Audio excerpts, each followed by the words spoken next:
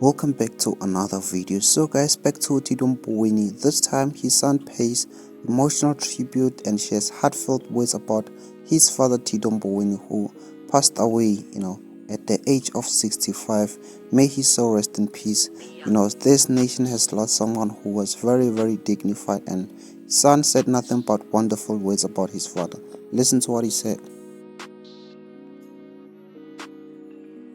ANC leaders, EFF leaders, he was respected by everyone. So his son paid tribute to his father Tito Mboweni. I didn't know that he had such, a wonderful son and well spoken. Listen to what he said about his father. For the past few evenings, I have found myself sitting outside in the depths of the night, trying to write a speech which perfectly encapsulates the life of my father. But I could never overcome this simple question. How does one write a finite speech about someone whose impact and legacy is timeless? It's like trying to put the ocean in a bottle. You can take a glimpse, but you'll never capture the whole picture. I could stand here and recount his achievements, the milestones he reached, or the many roles he played. Father, husband, friend, but to do so would only scratch the surface. Good afternoon to all protocol observed. Good afternoon, Mr. President. Thank you for being with us here this afternoon. My name is Silong Kateko Stone Mboweni, and we are gathered here today to honor and remember my father, a man whose presence filled the lives of so many and whose spirit will continue to live on in all of us. As I sat there during those evenings, I realized that no speech could ever truly capture his essence. His life was full of love, laughter, wisdom, and quiet strength. And trying to sum that up in a few words feels impossible. But today, I'll do my best to share a small piece of the man we all knew and loved. My father was a man who took life's punches with resilience and humor. He was never one to dwell on the past or be held down by regrets. I think that's one of the greatest lessons he has left us. He believed that life was for living, for laughing, and for forgiving. Not just others, but yourself as well. He taught me that if you're going to make mistakes, make them fully and own up to them with dignity, and even with a bit of a smile. But what I'll miss most about my father isn't just his humor or his resilience, it's the small moments. The way he could listen, really listen, when you needed to talk. The way his presence could fill a room with warmth. He made people feel seen and valued, no matter who they were or what they were going through. He had a way of simplifying life's complexities, reminding us that at the end of the day, all we really have is each other. He also had an incredible way of seeing potential in others, even when they did not see it in themselves. He even believed in himself to be the 5-star chef we all know him to be. He was a man who believed in possibilities, in second chances, and in never giving up. Lessons I'll carry with me for the rest of my life. If you were here right now, I'm sure he would nudge me and say something along the lines of, you mustn't make this too long, okay? But how do you keep it short when talking about someone who meant so much? How do you put a period at the end of a sentence that should go on forever? But still, I will try my best to keep this as short as possible. What I admired most about him, though, was his heart. He was kind to everyone, no matter who they were. He made people feel valued, listened to, and cared for. And that's a rare thing in this world. He taught me that at the end of the day, what matters most is not what you have achieved or what you've accomplished or what you have, but it's how you make people feel. And my dad made us all feel important. My father lived with a sense of quiet pride and defiance. He faced life's challenges with his head held high, never wavering in his beliefs or his love for those around him. He gave so much of himself to us, his time, his energy, and most importantly, his love. He gave so much love to his family, brothers, myself, my mother, and Dumi and Bule's mother.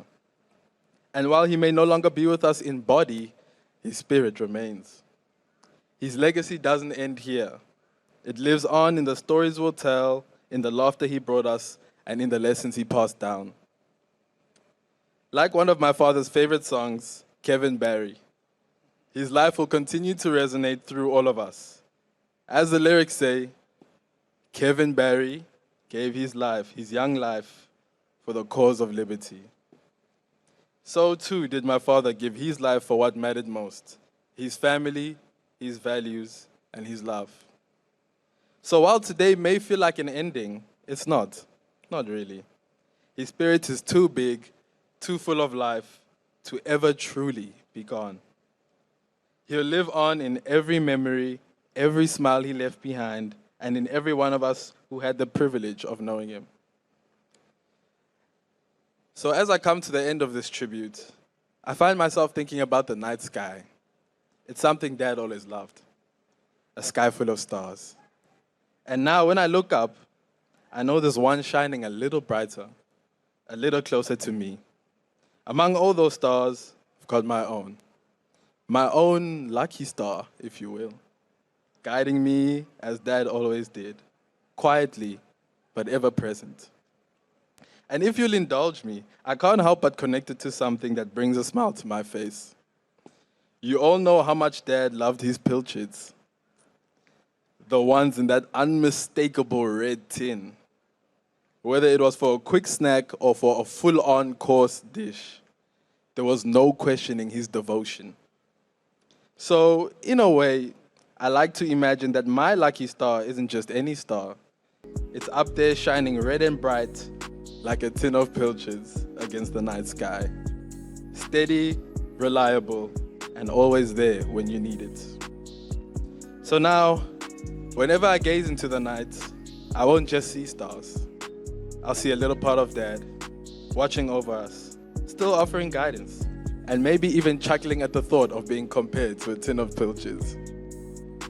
Dad, you've always been my guiding star, and I'll look for you in the night sky, my lucky star. Thank you for everything, for the lessons, the laughs, and the love. You'll always be a part of me, and I'll carry your spirit with me in every day. Keep on giving those life lessons up there, and we'll keep listening down here. Until we meet again. So guys, it seems like Tito Mboweni's family was very lucky to have someone like him. I just like how his son was describing him as their lucky star, and also, said about how his father Tito Mboweni used to love Pilchards tin fish. We also it on our Twitter, so him saying that he's their lucky star, it means that, they are very lucky to have him. He's a provider, he's always been there for his family, this regardless, So Tito Mboweni he doesn't have so many haters, guys. I do not want to lie. Many people respected him, which I like, this kind of leadership that we need.